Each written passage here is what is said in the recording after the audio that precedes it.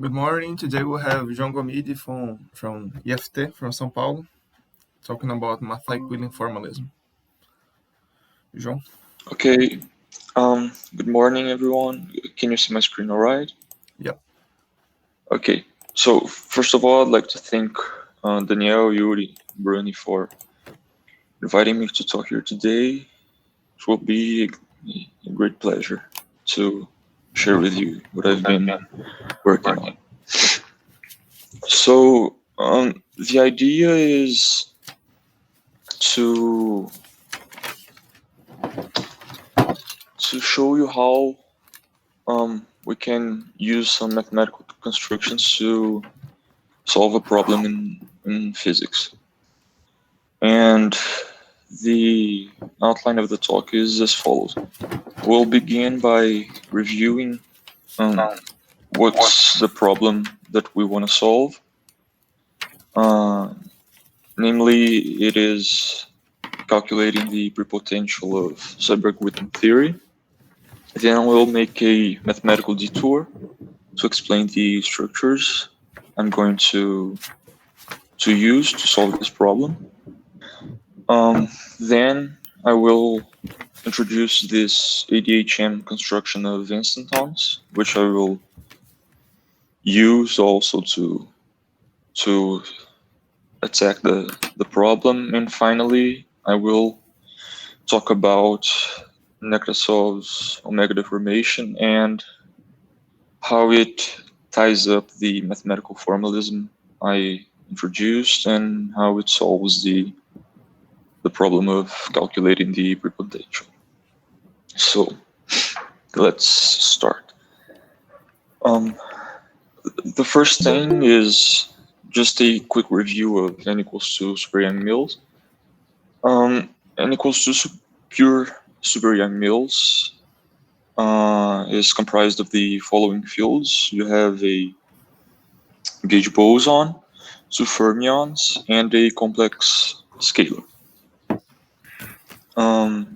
We can see this by calculating the representation of n equals to superalgebra in d equals 4 dimensions, but for us it will be nice to take the point of view where we compactify pure d equals 6, n equals 1 super Young-Mills on a torus, by which I mean that we take a theory with n equals 1 super Young-Mills in a higher dimensional space and then dimensionally reduce, which is commonplace when talking about supersymmetry. It is important to notice that as well as global supersymmetry, the theory has global R symmetry. Namely, we have the SU2 symmetry, which rotates the supercharges and rotates the fermions, and U1R symmetry, which multiplies everything by a phase. It becomes really evident when you take the point of view of compactification of d equals 6 and equals 1 super Young-Mills to see how this symmetry. This n refers to what? To the dimension of strings, for example?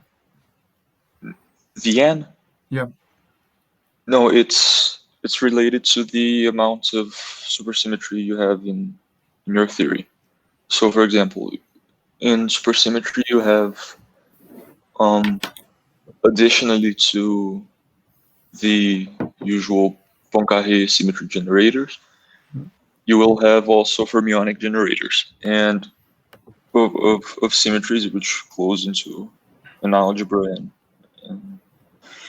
so on. And you can have a different number of different generators. I mean, you can have usually you can have one fermionic generator, and in 4 dimensions you would have 4 supercharges because of the 4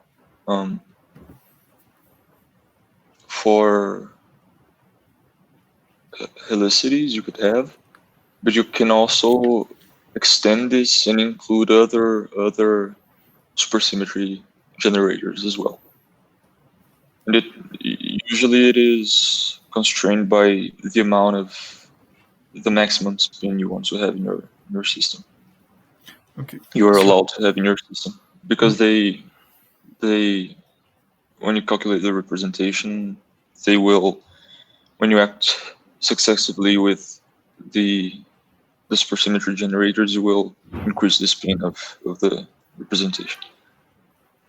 Okay. Thank you. Okay. So the action in n equals 1 superfield notation is given by equation 2, and the action in n equals 2 superfield notation is given by equation 3. So I just introduced this here for completeness, but the important thing to notice from these two equations is that the only constraint posed by supersymmetry is that the action is holomorphic on this variable here on this superfield psi. And this superfield psi, it will be, it is written in terms of these W's here and these phi's, and it will encompass all of these fields in this multiplet. It's just for us, it will be just a nicer way of writing the equations, because it becomes more compact and more clean. So the only constraint that we have from SUSY is that the action is holomorphic in psi, i.e. if you calculate the variation of this expression by the supersymmetric transformations, if you were to have some tie-bar field where you would get the bar of, for example, these W's and the phi's here, you would not have a supersymmetric action. Here the power of 2 is given by renormalizability, but for our purposes it will not be important. So as I said, the only thing that supersymmetry tells you is that the action should be holomorphic. So in principle, you could have any action of the type, as in equation 4 here, with a function that is analytic in this psi, and this function is called the prepotential. So what will be the main problem to us is calculating the prepotential for the low energy effective action of this theory.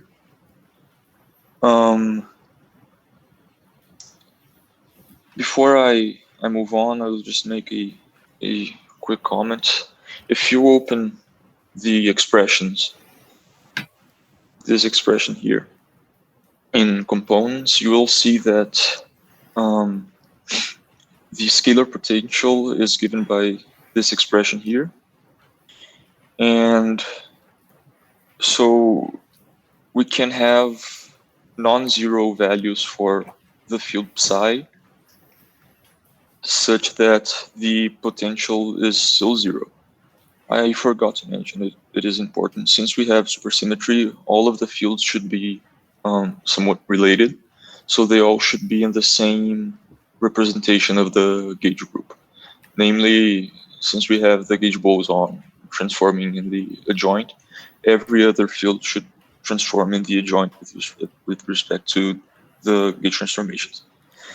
So the phi's can be thought of maybe as matrices. And in order for us to have a scalar potential that is 0, which preserves supersymmetry, but with non-zero values of phi, which would break the gauge symmetry by the Higgs mechanism, we just need them to be commuting.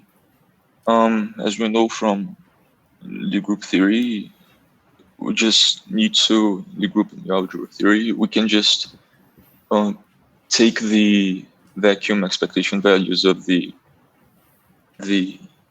vacuum states as as being in the Cartan subalgebra of our Lie algebra. So therefore, we would automatically have that this commutator vanish and the potential would vanish too. So we will choose this moduli space of vacua, where we choose a specific Cartan subalgebra where the vacuum states will be. It is important. So the point of Seiberg-Witten theory is basically calculating the prepotential of the low energy theory in a given vacuum moduli space. And what is interesting is that Seiberg showed that in this theories, all the perturbative corrections end at one loop, and all the other corrections are non-perturbative and come from instanton contributions. So it is easy to calculate the one loop perturbative corrections, and it will be our task to calculate the instanton contribution. So I will state here our problem.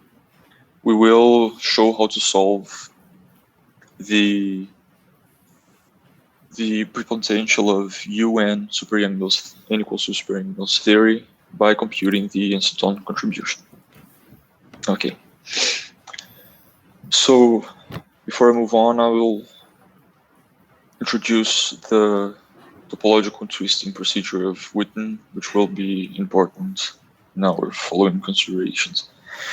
So it was introduced by Witten, as I said, in his paper on topological quantum field theories from '88, where it was motivated as a way to guarantee the existence of supersymmetry on general fourfolds. Because if you have spinors on curved spacetimes or curved manifolds, you would get that they move around with the spin connection, and maybe you would get broken supersymmetry due to the curvature of the manifold journey.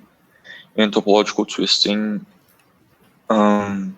provides a way of curing this variation and guaranteeing the existence of supersymmetry.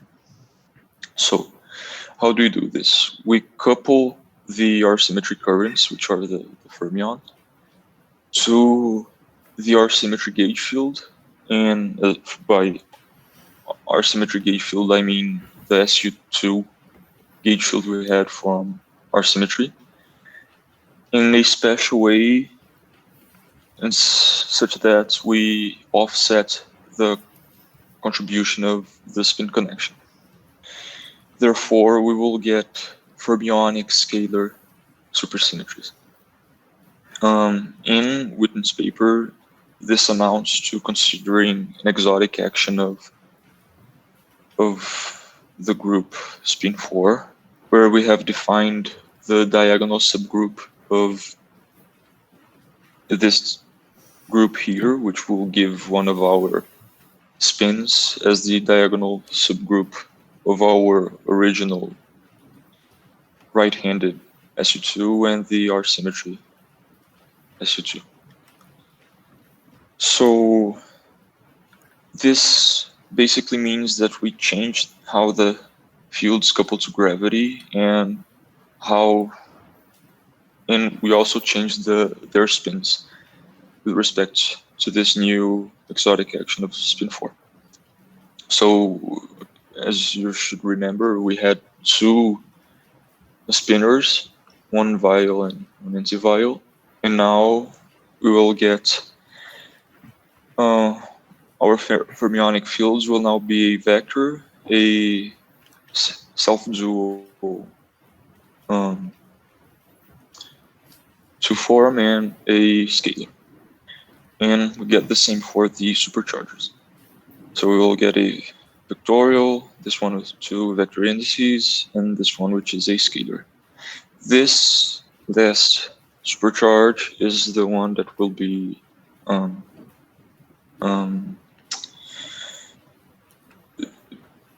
its existence will be the one that is guaranteed. It will be the one that is important to us. So in the space we're considering, which is R4, the twisted theory is the same as the untwisted one. We're just basically relabeling fields. And if we add a topological term to the action we had, it turns out that the action will become Q-exact, and we call this theory Donaldson-Witten theory.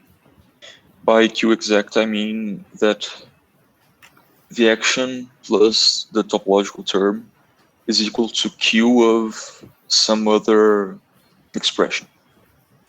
And this is an important fact.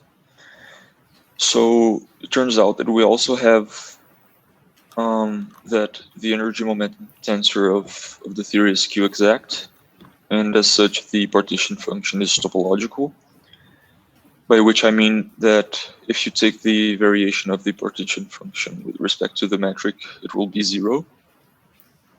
And also the Q-exactness of the action will imply that the partition function is independent of the coupling constant. In physics, usually, in this case particularly, the coupling constant is related to the energy scale of the theory.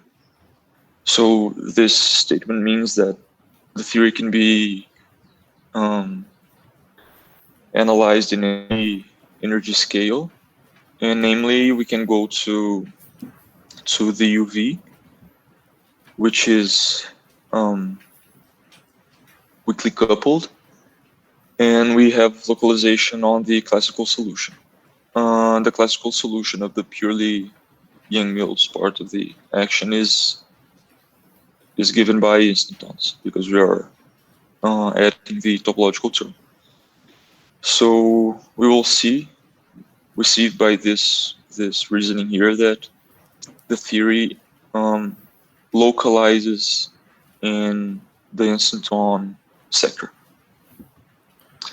João, Okay. Yes. I don't know if you will explain this in detail later, but when you say you're localizing the solution, what does this mean? It means you can take this limit where the theory is weakly coupled, and when you calculate the expectation values of things in the theory, you calculate the path integral, right? Mm-hmm. So the path integral is given by the functional integrals times the exponential of minus the action over the gauge coupling constant.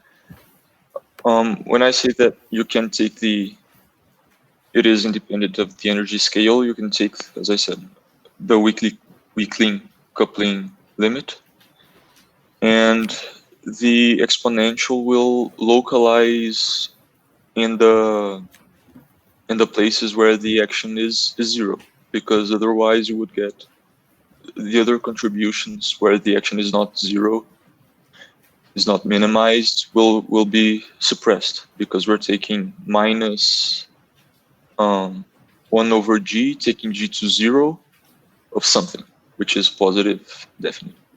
Mm-hmm. So this is what I mean. The only things that will contribute is where the action is minimized. Okay. And after that, everything you calculate will be basically calculated in this regime. Okay. Got it. Okay. So now I will introduce what the mathematical construction of localization is. So I think of localization as being represented by the equation 8 here, where the things that appear in it are S is a closed-oriented K-submanifold of the manifold M, which has dimension n. Omega is some closed K-form with compact support. and eta S is a closed n minus k form, which is called the Poincaré dual. And the equation basically says that here we have an integral over the whole space M, and on the other side we have inequality of the same integration given by an integration over a smaller space, this submanifold S, given by the pullback of the form by the inclusion. So the way I think of this is basically we have a fancy delta function, by speaking in physicist language, because this Poincaré dual here will effectively reduce the integration over the whole space to a smaller subspace. And okay, so this is what I mean, what we will mean by localization in a first moment. But as it is written here, it doesn't have much use in physics. So how do we apply this to physics? In physics, usually we get some extra structure. So suppose you have a space of field configurations, and we also have an equation S of phi equals 0 that the fields may satisfy. We are usually interested in calculating path integrals, as I mentioned before. So it would be nice to localize the path integral instead of over the whole field configuration space, just some subspace of fields that satisfy this equation here. It would be nice. The problem would be easier. So mathematically, we can phrase the problem as follows. The equation S of phi is a section which will take you from the base space, which is the space of field configurations, to some vector bundle of rank M. So what I say here in this sentence is that I want to localize the theory or the considerations on the zero locus of the section, i.e. the subspace of field configurations which satisfy the equation, this equation here.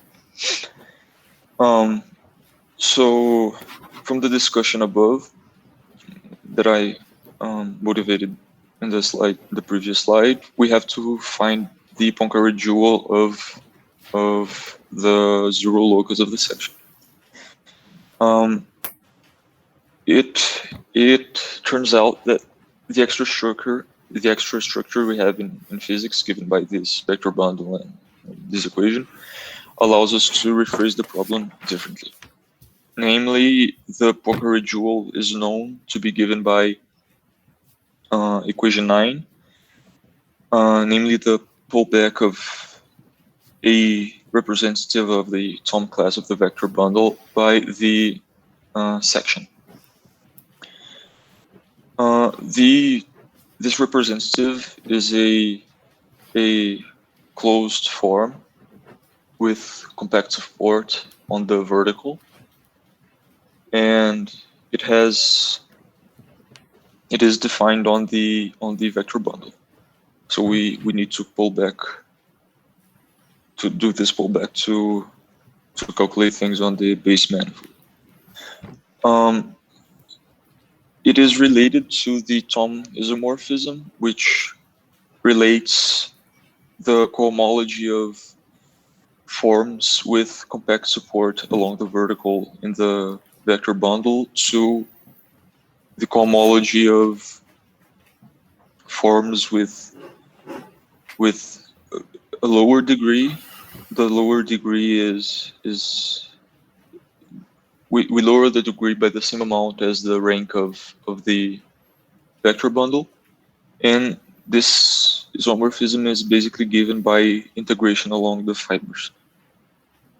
So it may not seem like an improvement. It just may seem like I introduced extra structure without a way out, but we will see that it's precisely the rephrasing of the problem in this language that will make the connection to physics more clear. What is the cohomology on the left? On the left, it is the cohomology of forms with compact support along the fiber, by which I mean that if you take the support of the form and restrict it to some fiber, it will be compact. Okay. Because we want to integrate along the fiber, so okay. This will mean that we can do so okay. without worrying too much. Okay.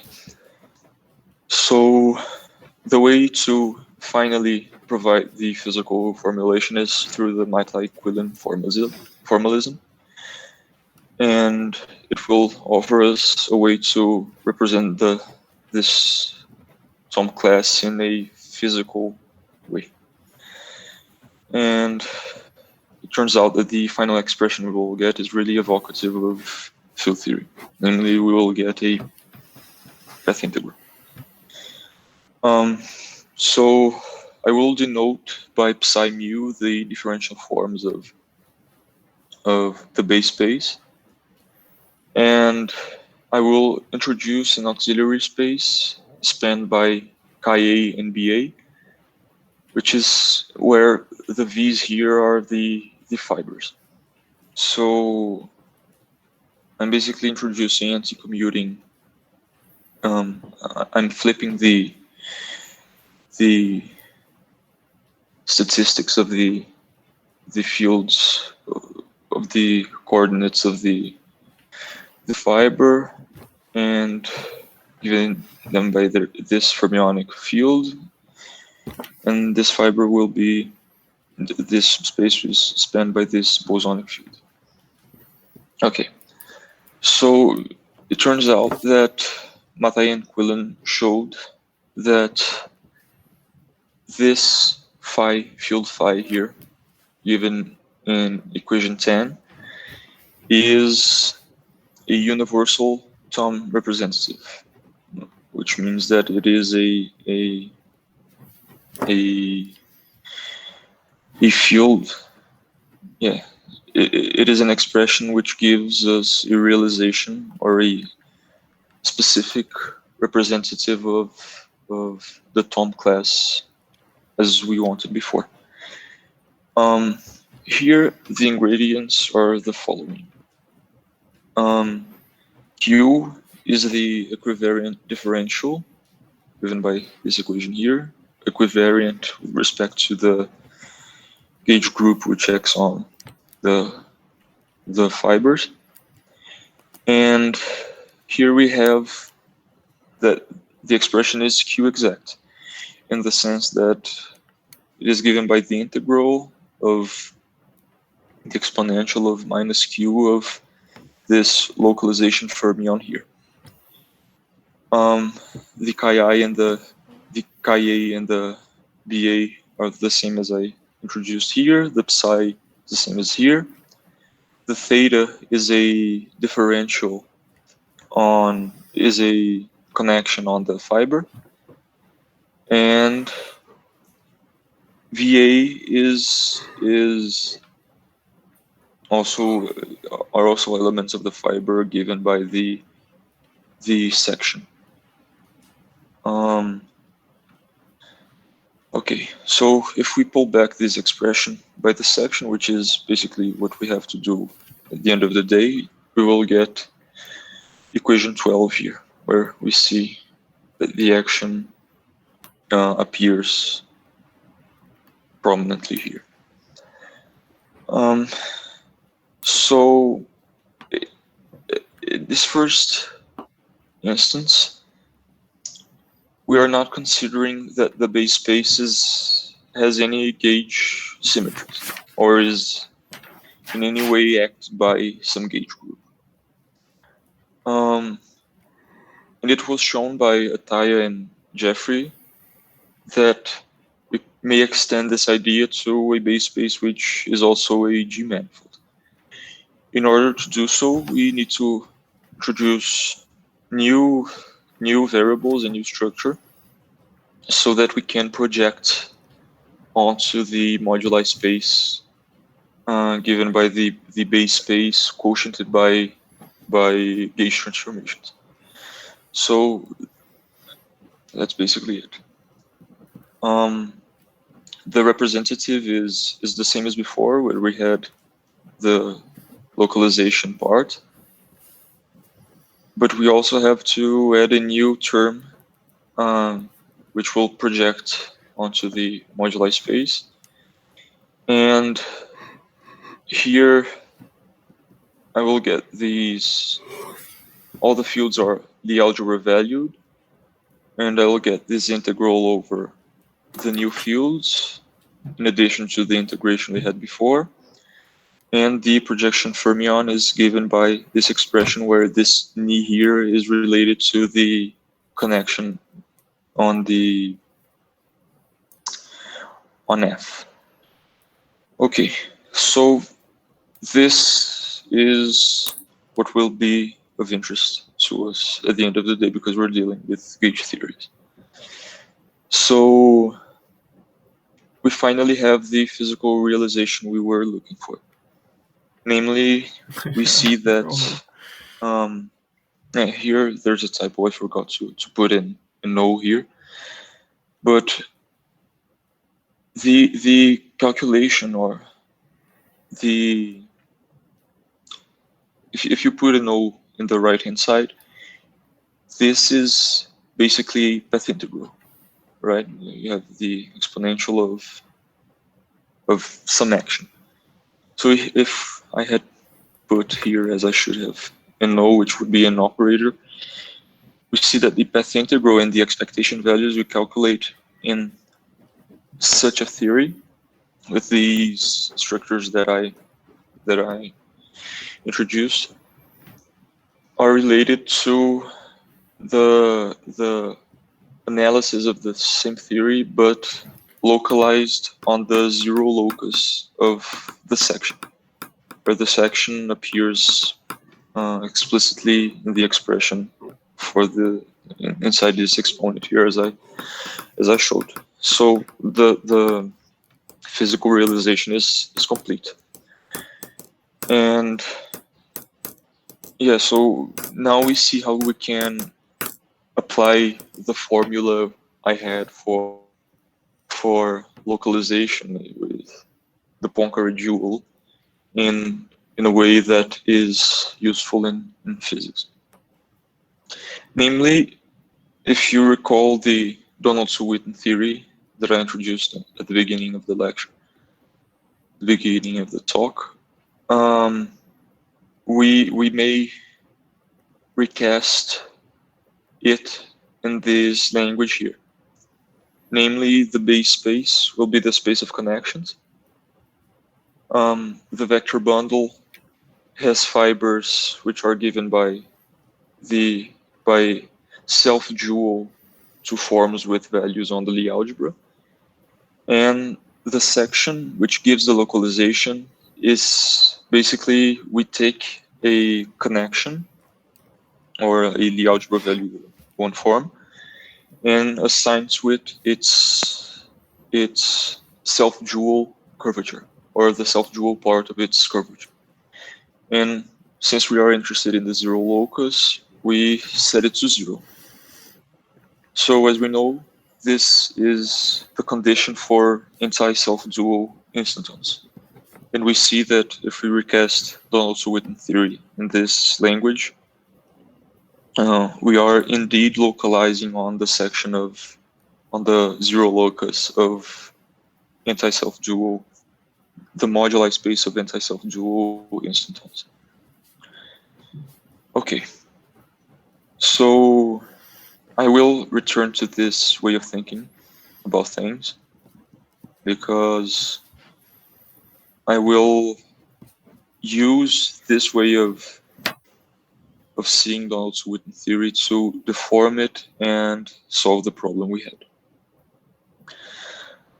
But before I do so, I want to introduce the ADHM construction of instantons, and that I will use later. So, since we are in D equals 4, the Hodge star operator can be takes you from the space of two forms to the space of two forms, and as we know, when we square it, it is equal to 1. So we get a decomposition of the space of two forms as a direct sum of a self-dual as the subspace of self-dual forms and the subspace of anti-self-dual forms. The anti-self-dual instanton field configurations, as I mentioned before, are those connections that satisfy the condition that their self-dual port is equal to 0. Namely, if we forget about this plus here, if we take the star of the curvature of A, and A is a anti-self-dual instanton field configuration, we will get minus FA. Naturally, the space of connections is acted by the gauge group G, so we will consider the moduli space of connections quotiented by these mathematical G transformations, where G is the space of gauge transformations, such that G goes to 1 as we go to the infinity, as the radius goes to infinity. So in the infinity, the gauge transformations are the identity. And this is basically what we did in the previous slide, where I related Donaldson-Witten theory in this new way, this new Mathai-Quillen formalism. We can further decompose the moduli space into moduli spaces of fixed instanton charge, and we denote it by this expression here. So by fixed instanton charges, I mean, if you take it's the integral of f wedge f of some connection gives you the instanton charge. It's the Poincaré number. So the ADHM construction was pioneering work of Mathai, Hitchin, and Manning, and it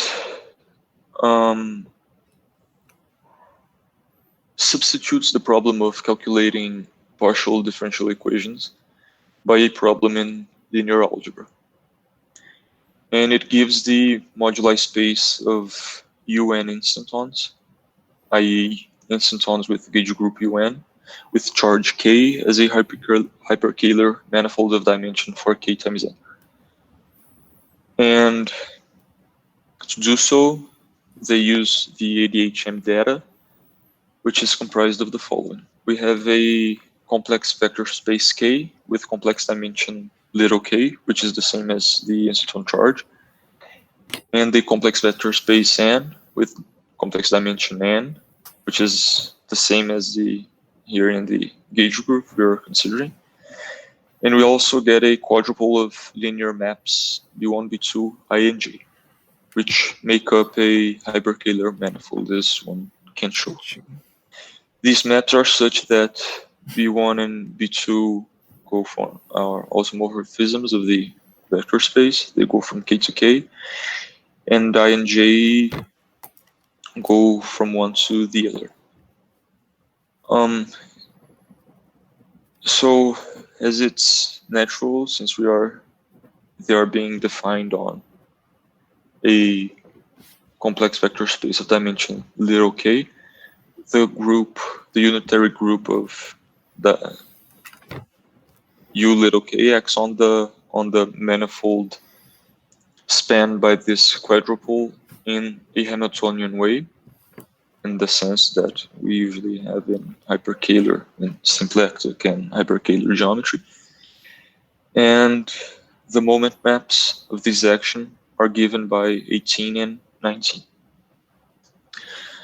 So, as we know, we can, if we have a Hamiltonian action of some group on a symplectic vector, on a symplectic manifold, we may construct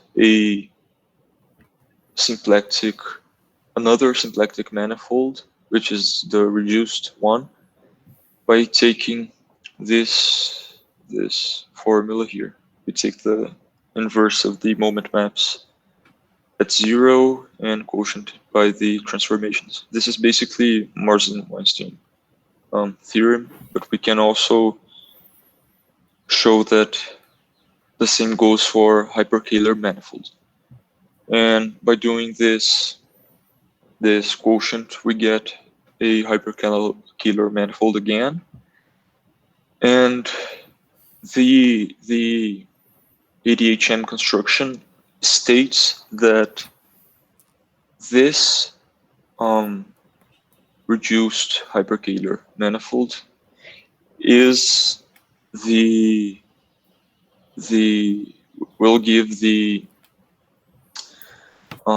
space of the moduli space of connections, UN connections with instanton charge K. So this condition that we take the inverse of the moment map at 0 means that we need to look at quadruples such that these equations here, μr and μc and μc bar, are 0, and then identify quadruples which are the same up to UK transformations. So for further reference, we also have the action of UN and the group of rotations in the quadruples, and they are given by these two relations here, 22 and 23. I'm just putting them here because they will be important later. But yeah, basically that's it. So the ADHM construction, we will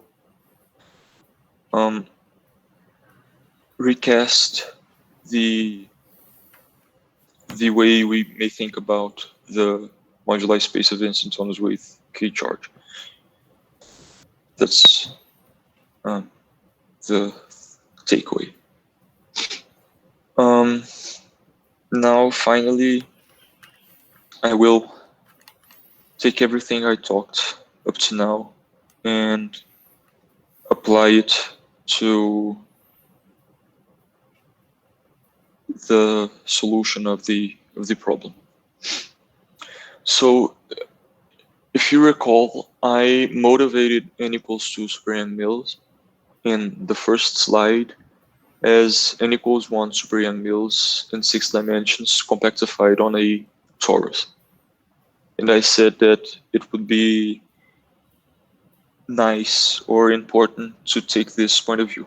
And now I will explain to you why. Instead of considering this compactification I just reviewed, with where the 6-dimensional space has a Euclidean metric, a trivial metric, we may think of compactifying the same theory in a 6-dimensional space with a non-trivial flat metric, which we will call the omega background.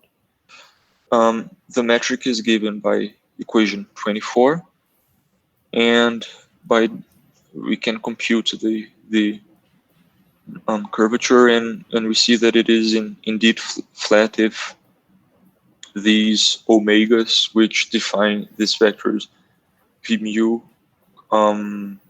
if they commute. And the omegas are the generators of the Cartan subalgebra of SO4, the rotation group in 4 dimensions.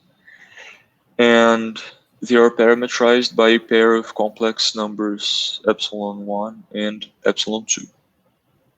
And they are basically parametrizing rotations in 2 orthogonal complex planes, which are whose direct sum is isomorphic to R4. So we see here that these VMUs give a isometry of the metric. And since we have these new isometries, we may define a new fermionic symmetry by the twisting procedure, where we couple the isometries to the supercharges, which are vectors. And this new fermionic symmetry Q tilde is preserved in this new Ω-deformed theory. If you may recall that I said that when talking about the Mathai-Quillen formalism, the Q is some equivariant differential.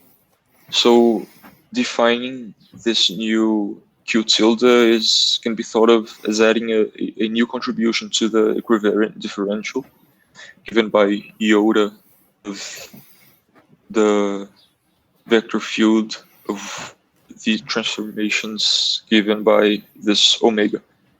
Namely, we are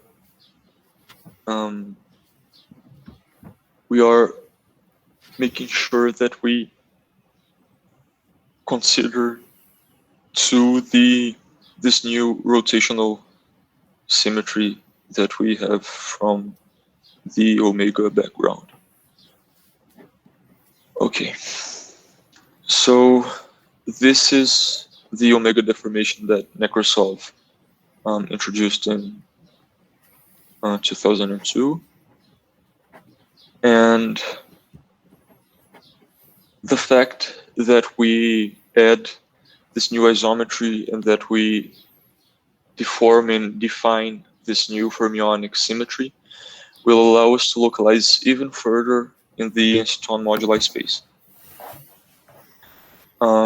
And we end up with a UN times spin 4 equivariant version of the Donaldson-Witten theory. Another motivation for doing this, for considering this deformed theory, is that we are doing things in R4. And R4 is extremely boring topologically. And Donaldson-Witten theory basically is concerned with calculating topological invariants, namely Donaldson invariants.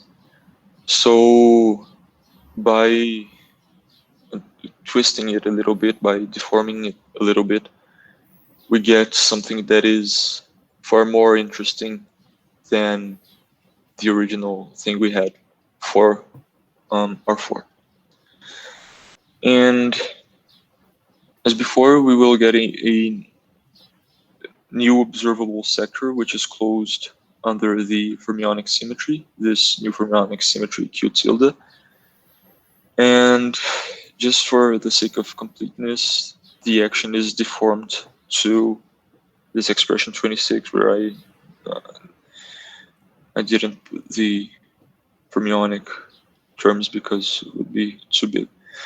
But the important thing is that if we go back to the original action of Donaldson-Witten theory, we didn't have these terms here, which are coupled to the isometry. And this is what we mean by deforming the action. Okay. So this new action will be invariant under the Q tilde transformations. Okay, we can show that this new deformed action is Q tilde exact. And here we get, if we go back to the expression I had for the Mathai-Quillen formalism, we see that these sections, which I had before, they are substituted by the moment maps from the ADHM construction, because we're basically wanting field configurations, i.e. quadruples of matrices B1, B2, I, and J that whose value under the moment map is 0. And so we're localizing again in the moduli space of instantons. And notice here that I put this little a here because since we're interested in calculating the prepotential of Seiberg-Witten theory, we're doing so in a given moduli space of vacua. As you may remember, this is basically, I think, the second slide or third slide I showed, where we choose a specific Cartan subalgebra of the gauge group and say that the vacuum states of the Higgs fields of these phis take values in this Cartan subalgebra. So all the considerations I will do from now on are done in this moduli space. I forgot to mention, but this moduli space breaks gauge symmetry, and we will get the gauge symmetry is broken down to the also to the Cartan, to the maximal torus of the gauge group. And so that's it. So what did I mean by saying that we can localize even further on the points which are invariant under localizing even further on the moduli space is that since we have this new supercharged Q tilde, we may localize by taking advantage of terms of the type 28 in the path integral. So this is a Q exact term, and therefore it doesn't change the cohomology class of the Mathai-Quillen representative. So we may introduce it without punishment in the expression for our action or for our localization expression. And it is independent of t, and therefore we may take the limit, any limits we may like. And if we do so, we will get that if we calculate Q tilde of this G, of this one form here, where this is a metric in the moduli space of instantons, this will be localized, this expression in the limit t goes to infinity will be localized in the points, in the set of points where VC, which is the action of the symmetries of these maximum, these torus symmetries are act with zero vectors, i.e. we are localizing on the fixed points of the the action of this group here. And this is what I mean by localizing even further on the moduli space. Because before, in Donaldson-Witten theory, we localized on the moduli space, but on the moduli space as a whole. It was an improvement, but still we had all of the whole of the moduli space contributed.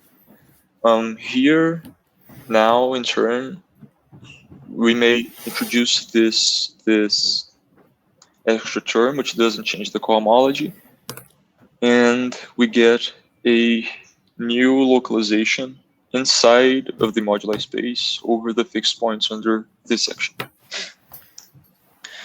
And we will end up with a kind of Dicer-Heckman formula counting the contribution of fixed points. So to clarify again what I mean, the new omega-deformed path integral is also the Mathai-Quillen representative of the same vector bundle and the same over the same base manifold with the same action as we had before. However, is that the difference is that now we work equivalently with respect to this new group here. Whereas before we were working equivalently on with respect to UN, to the whole of UN only.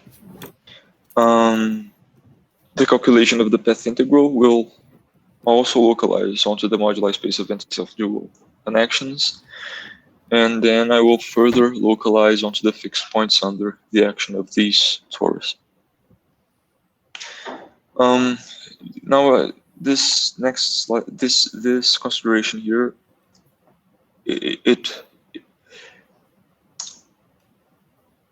I will just point this out, but I won't say a lot about it. So it turns out that we need to deform the real ADHM equation, which the one that was labeled by mu-r, by introducing some central element in the right-hand side. Because in the previous construction, we had orbifold singularities, namely point-like instantons were invariant under the action of UK. So by doing so, we will blow up these orbifold singularities we had before, and the fixed points will become isolated, which means that we will be able to do the counting of the contribution of the fixed points in a systematic manner. This is related to the ADHM construction of the gauge theory in a non-computative space. But I don't know much about it, so yeah. For us, just think that we need to do so in order to resolve the singularities. Okay, so if you recall, I put this equation here, I'm sorry, for which gave the action of the toruses on the quadruple of the ADHM data. And I said that it would be important. It will be important now because we need to study how the fixed points are characterized. And if we take the linearized the equations before, I mean the equations I just showed, they read like this. The condition of fixed points reads like this, and namely that if you rotate, you act with an element of the new groups we are considering. If you rotate the matrices, the ADHM data, with these groups, they should be the same up to UK transformations, which are encompassed by this phys here. The phys are the generators of UK, the epsilons are the generators of the rotations, and the ALs are the generators of the maximal torus of UN. And these are the conditions of B1, B2, J, and I to be fixed points. So in the end of the day, Nekrasov and building up on the work done by Nekrasov more in Shatashvili in the 2000s, he calculated the integral of the partition function, and it is given by this equation 34 here, which is, as we may see, a contour integral which counts poles for given values of phi.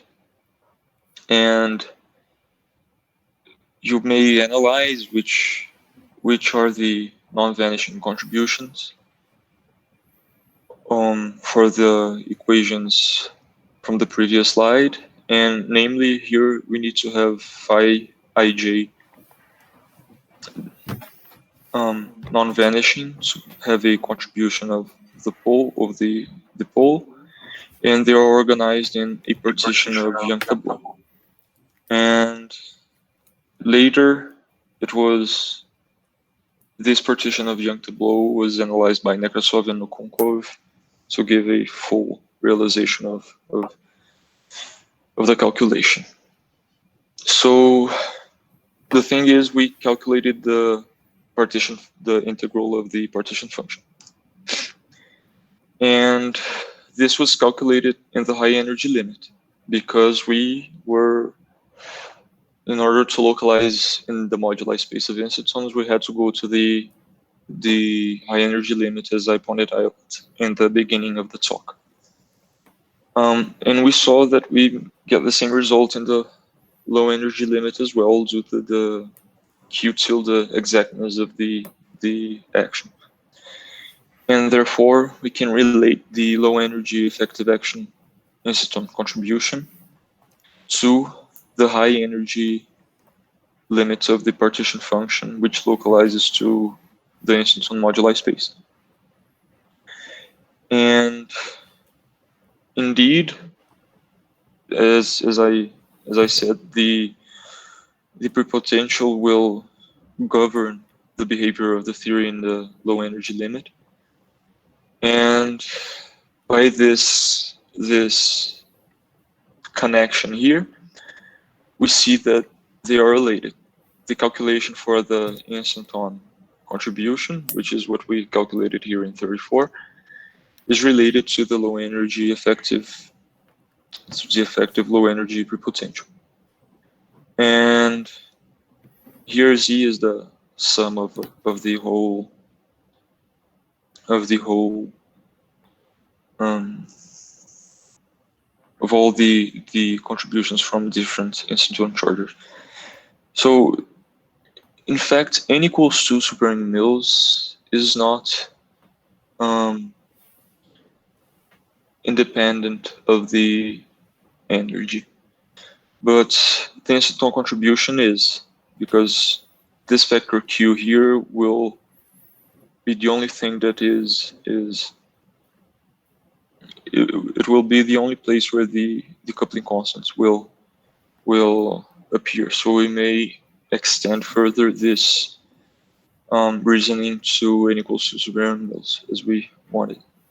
So if we take the limit of epsilon1 and epsilon2 to 0, the isometries we had before vanish, and the metric of the omega background that I introduced will become a flat trivial metric again, and we will get the instanton contribution to the Seiberg-Witten prepotential of the ordinary undeformed theory. And therefore, we solve the problem. We take the limit of epsilon1, epsilon2 to 0, in this equation here, and we will get the contribution of instantons to the low energy effective prepotential, Seiberg-Witten prepotential. So we solved the problem.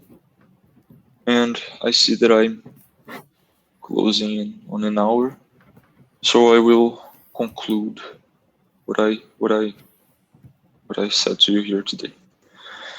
So we first saw that n equals to superior Mills theory is a rich subject, and that Seiberg-Witten theory studies its low energy behavior in terms of the moduli space of vacuum.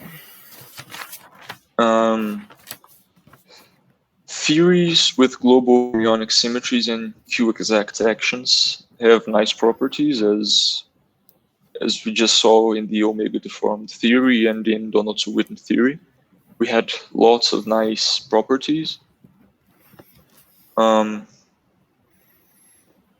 localization is the process of localizing integrals over whole spaces to integrals over subspaces, and it is a powerful tool, as we just saw. We had this very complicated problem, and by making use of localization, we managed to find an answer to find a solution. And the Mathai-Quillen representative of the Thom class makes localization useful and manageable in physical theories with fermionic symmetries Q and Q-exact actions.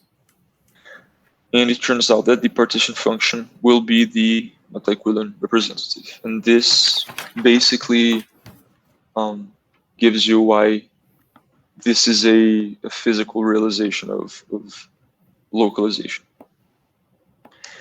And finally, what we saw is that Nekrasov's omega deformation allows us to compute the instanton contribution to the Seiberg-Witten prepotential for a UN superior Mills theory.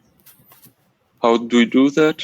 We calculate the instanton contribution in the deformed theory, which can be done since we may localize even further on the moduli space, since we have a new fermionic symmetry.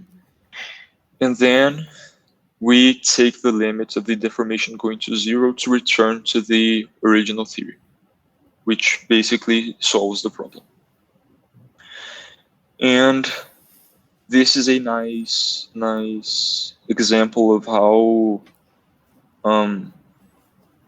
all of these constructions that I introduced before interact together, namely Seiberg-Witten theory, homological field theories, Donaldson-Witten theory, and localization. They all come up, they all interact, and lead to the solution of the problem. Okay, that's all I wanted to say to you today. Thank you.